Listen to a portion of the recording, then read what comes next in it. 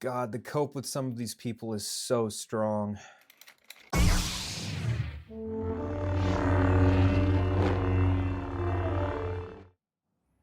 We're going to be digging into an article today. This one was written by Colin Walker, and this is going to be the Star Wars News Net. And I just came across this while I was pooping at work. Anyway, let's go ahead and dig into it. There's just, I just have to point out real quick. I don't understand exactly why or how. I just don't get it. The amount of cope that some people have for Galaxy's Edge is just beyond me. I mean, this picture kind of just sells it right here. Like, this is just literally the only good part about the entire experience. If you've ever been to Galaxy's Edge, you know that this like Docking Bay 94 like style scenery with the Millennium Falcon looks cool. Everything else just looks like a generic sci-fi ripoff. And there's just like nothing going on. It's just, it doesn't inspire me at all. I went to Disney World on my honeymoon, and it was after the peak era of COVID, and Florida had lifted a lot of their restrictions, and still, it was just, it sucked. I don't know what else to say. I got some blue milk, and that was about it. So let's dig into it.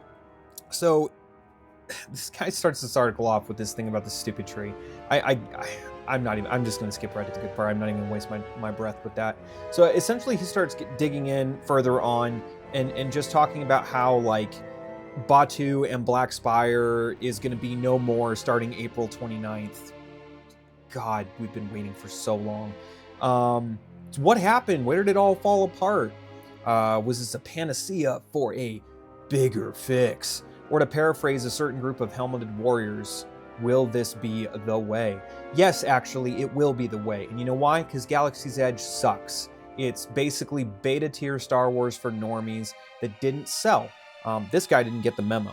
Long before construction began on Galaxy's Edge, well before August 2015, announcement that an entire land dedicated to Star Wars Saga was in the making. I remember when they first announced it, I was actually still in the time where I was still coping pretty hard about Disney buying Star Wars, and I remember arguing with my friends like, no, it's gonna be good, it's gonna be good. Just like they're gonna have the cantina, and they're gonna have the classic music playing, and we're gonna get like Boba Fett and Jango Fett walking around, and we're gonna see like Luke Skywalker and, you know, Hoth troopers, stormtroopers, normal 501st. We're gonna get like all this cool stuff. Nada, zilch, nothing. We didn't get one freaking pit droid. We didn't get anything. We didn't get a pod racing theme park ride, which that would have been super dope. Holy crap, that would have been so cool. Or like a TIE fighter simulator. I would have been on that basically nonstop. Okay, cool. So anyway, like he keeps just delving into it. Blah, blah, blah, animatronics, blah, blah, blah. As a former cast member who worked at Disneyland parks in the early 2000s, I was witness to some of these experiments. Lucky the Dinosaur, Push the Talking Trash Can, various droids that ran around Tomorrowland, and even the Frontierland role-playing game guests could partake in during lazy afternoons in the happiest place on Earth. Sometimes that, unlike the attractions, didn't have hours-long wait. Fast forward a few years to when former and current CEO Bob Iger, former CEO now as of the making of this video, announced Galaxy's Edge to thunderous applause at D23. The company was pushing out what many had hoped would be the immersive, interactive experience to end all such experiences. Laying it on a little thick there, my guy. Some glazing there. There were to be characters, droids, all walking around, stands and stalls, new heroes, resistance agents like who? And even a new class of First Order Stormtrooper, the Mountain Trooper. Okay. Yeah. We're just gonna keep going. I don't want to let my rage run away with me too much.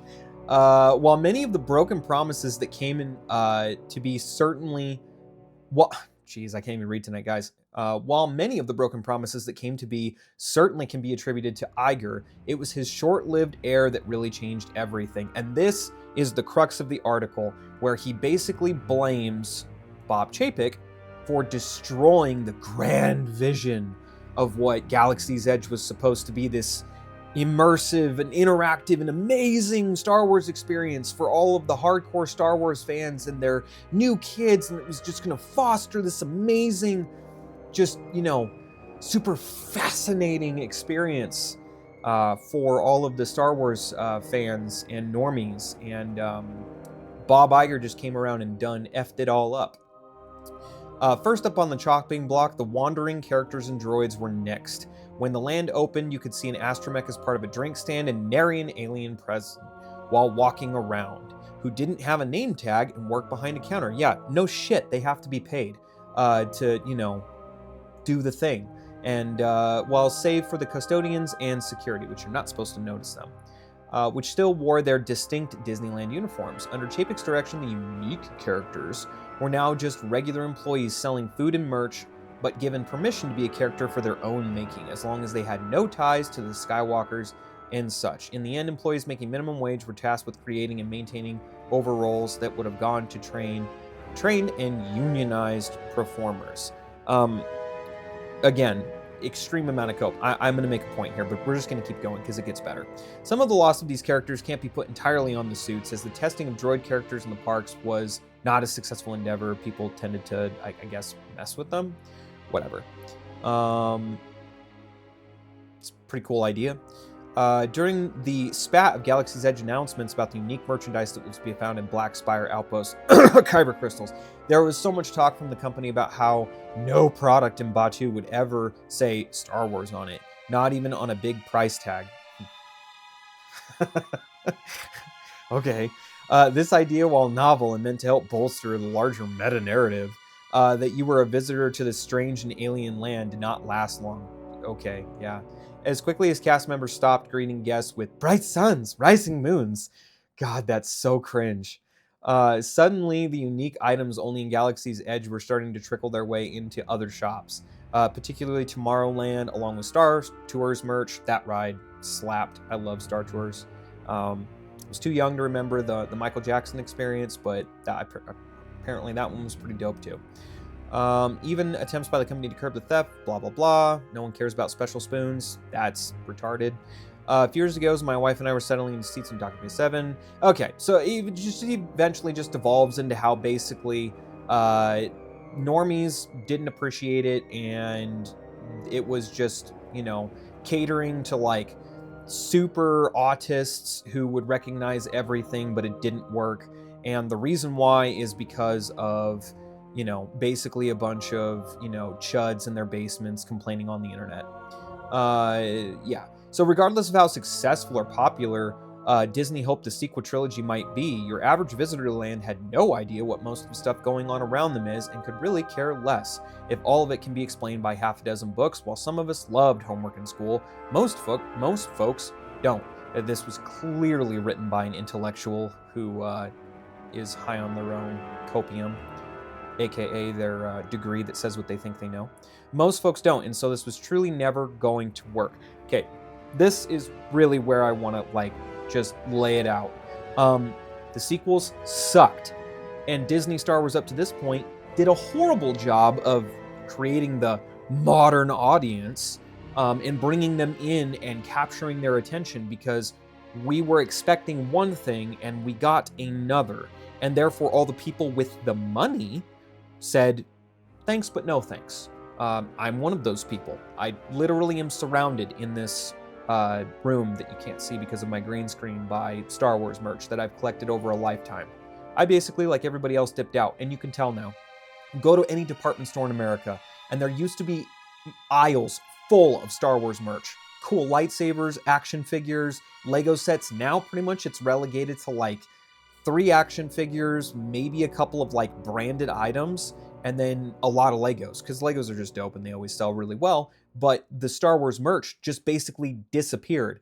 And right here, instead of blaming it on Disney for pitching essentially a shitty product, he puts it on, you know, essentially he doesn't blame the normies. He just says that people didn't like it, and we have no idea why, because it was so good.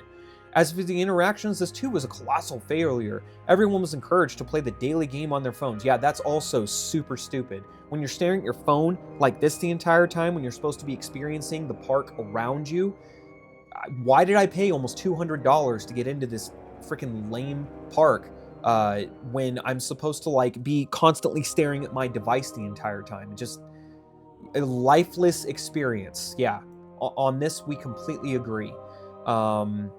Yeah, fighting for the resistance while wearing a Mickey Mouse t-shirt. Yeah, that's about as contrived and cringe as it gets. When a guest in Universal Studios visits the wizarding world of Harry Potter, they can buy robes and a wand and immediately start using them. And I gotta say, like, Universal Studios guys nailed it with the Harry Potter experience. Like, this right here is what they're making all their money off of. You go, you get the music, you get Ollivander's wand shop, you get the, you know, the Zonko's joke shop. Like, literally everything is there. You can get butterbeer. It's a whole experience, and it's cool. It's fun. It makes you feel like you're in the park. You know what you get when you go to Black Spire and you go to Batuu? You basically look like you're wandering around the set of like a low-budget Star Trek episode. It doesn't really make you feel like you're in Star Wars. There's no stormtroopers walking around, and I never saw one, and I was there for a week. Didn't see a single one. I didn't see a single officer. I didn't see Kylo Ren. I didn't see Boba Fett. Granted, the Boba Fett, you know, show hadn't come out yet, but literally there was nothing at all. Nothing. And I was there pretty much the whole day waiting for it, which my wife hated, but that's a story for another time. This right here is really where I have a bone to pick with this guy because, and I'll get into it. I'm letting my rage take over. While Disney may be leaning into giving the fans what they want with this new change, it will never satisfy everyone. Cope harder, bro. Cope harder. As we all know, Star Wars fans can be fickle to a fault. And there it is. Once again, the gaslighting. Blaming Star Wars fans for why your product failed. Okay, so quick disclosure, I own Aegis Sabers. Okay, if I blamed a customer every time something happened, do you know what would happen? I would go out of business. Maybe Disney should take a hint. Just saying. My heart goes out to the kids raised on Rey, Finn, and Poe. We're going to get to that. Who will now have a hard time meeting those characters in person. Galaxy's Edge, like the films, is set to fail from the start. You got that right, son. You go to Avengers Campus to meet and mingle with Earth's mightiest heroes, but in Galaxy's Edge, you were supposed to be a part of a grand story. That's pretty. You're definitely glazing it there, bro. So let's talk about this for just a second, okay? I have been doing the con beat for a long time, ever since Disney bought Star Wars. I have met, and I can count them on one hand, the amount of people who have ever walked up to me and asked me point blank for a Rey lightsaber, Kylo Ren lightsaber, or Leia's lightsaber from the sequels. And yes, she does have one from the sequels, but literally no one asks for it. Never.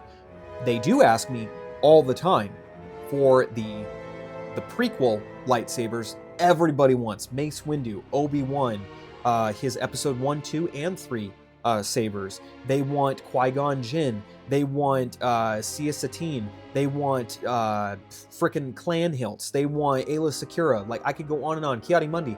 They want all of those classic hilts.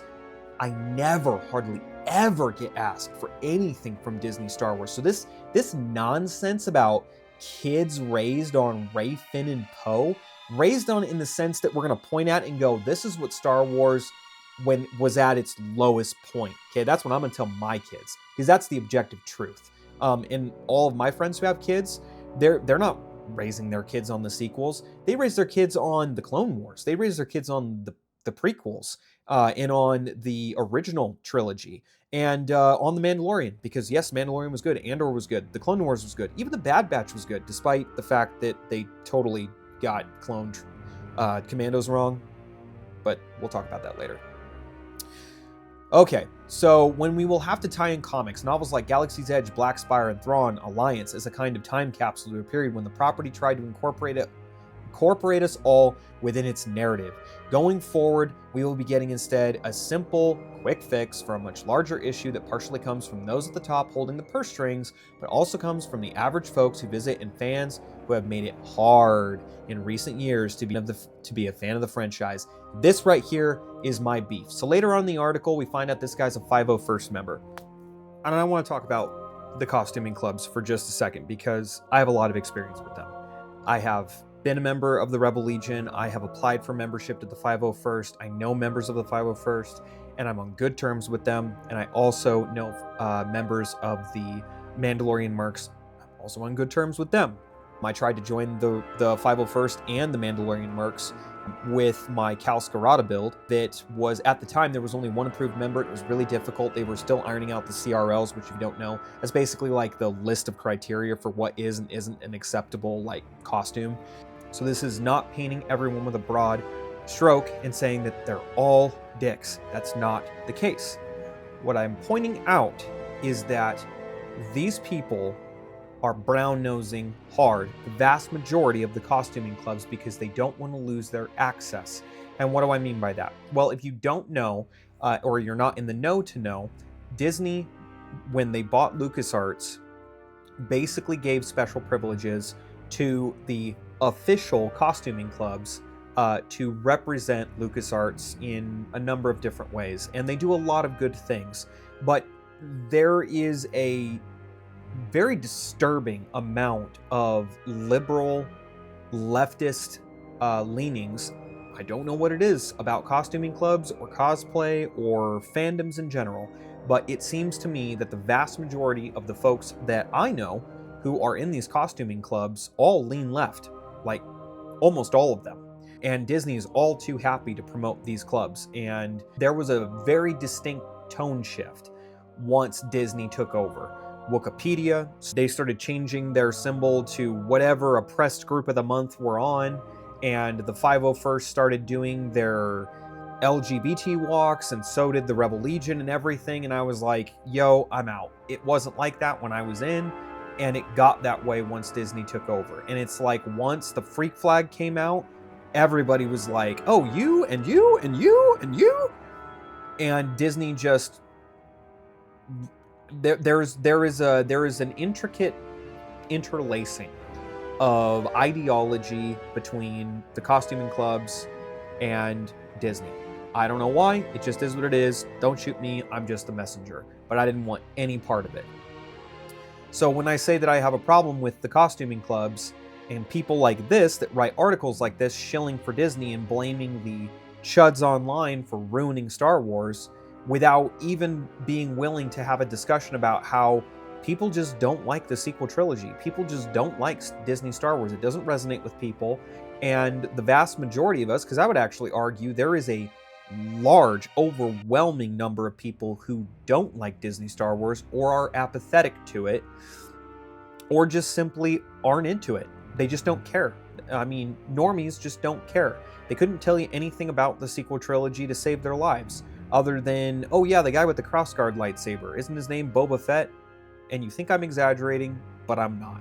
But this square chicken nugget looking thing, this is about as authentic a Star Wars experience as you're going to get. Like, if there was anything that embodies what Disney Star Wars is, it's this garbage. Square chicken nuggets. We're Star Wars now. And this is coming from somebody who makes costume armor for people as a side hustle. I still think it's super cool. I love making Mandalorian armor for folks, but the vast majority of these people just they cannot see the light for how far their head is shoved up Disney's rear end. And your experience may differ if you're in the 501st, the Mandalorian Mercs, or the Rebel Legion. More power to you. Okay, I'm not going to tell you what to do or what you're allowed to like. So, and this is my point that I want to make about this. The constant gaslighting that we get about fans who have made it hard. In other words, it's our fault, the customer, for why the product didn't give us what we asked for and then progressively got more lame, more woke, and made less and less money. Every time they doubled down, tripled down, quadrupled down, and we were like, yo, we hate this. Stop. I guess you can just bully some people into liking your stuff. Not me, but I guess some people can be. But nobody's reading this shit. They're just not. You know what they are reading? The classic books. To the point where Disney is literally, at this point, redoing the audiobooks. Like, if you go on Audible right now, you can find remastered, unabridged versions of, like, the X-Wing and the, like, Wraith Squadron series, which are amazing books, which they just screwed up the names of certain characters, and they did it intentionally just to piss off the fans that like those books. But they're doing it because they can't make money on the new stuff anymore. And it's really, really, really hard to like parse through like book sales numbers. Like, I actually found out it's actually a pretty protected secret, like how good or how bad a book is doing. Like, you have to pay thousands of dollars to get access to these periodical reports that they're just hiding the numbers and cooking the books to make it look like their book sales are doing really well. They're not. They're just not. I mean, just go to your local Barnes & Noble or any other bookstore. Like, Star Wars books are at the back of the room now, and they're chock full. Like, you don't have to like wait. They're not putting them out front in the bestseller category anymore. And the New York Times is just a paid for shill spot anyway, so no one cares about that. So let's try to wrap this up, shall we? Because I'm a bit long-winded here, and I think I've made my point. But anyway, hopefully, though, looking to the future of the franchise, the films and shows, various other projects coming down the pike, Galaxy's Edge will continue to evolve and expand and remain a unique location where Star Wars fans of all ages can come together and celebrate. Well, clearly not all ages, because some of us are alive that remember what came before, and we hate the new shit. We just do. And if you're triggered by this, I really don't care. Go make your own video. I'm sick to death of trying to pretend like Disney Star Wars is good. And if, you know, that causes you to go away from my brand, that's totally fine. There's plenty of other people who will shill for Disney. I'm just not one of them. Yeah, so this guy right here. Yep. College in the UK. Who would have guessed? Yeah. Anyway, I'm going to wrap it up there, guys. Yeah, the Disney park experience sucked because Disney Star Wars sucks. It's not because the normies didn't like it. It's because even normies walked in and was like, yo, where's Mace Windu? Yo, where's Princess Leia? Where's Luke Skywalker? Where's Darth Vader? This is boring. I'm bored. This is extremely boring. I'm going home. And then, yeah, like this, where you get the, you know, the special fork that you're supposed to be super stoked about, rather than buying like an original T-47 snowspeeder, or, you know, some sort of like awesome Lego set that you can only find in the park, or some sort of like exclusive artwork or something cool. You get lame shit like this. So yeah, they got a long way to go before Star Wars gets good. Personally, I don't think it's ever going to be good. I think it's going to suck. But blaming Bob Chapek here is not the problem. He basically was trying to polish a turd, and he did the best he could by severely cutting back on something that was clearly not making money. You know, like the Star Cruiser Hotel that closed after, what, I think a year and a half of business, because it was easily the most hack, chopped, lame AF experience that people just got ripped off. And if you were one of those people, I am sorry, genuinely. That, I mean, we could have had something great, and they just, they have no idea what they're doing. They have no idea, and they, furthermore, they don't care. So it's like, Galaxy's Edge was supposed to be the chosen one. I agree. It should have been. But instead, what we got was, you know, Anakin, burnt like a chicken nugget.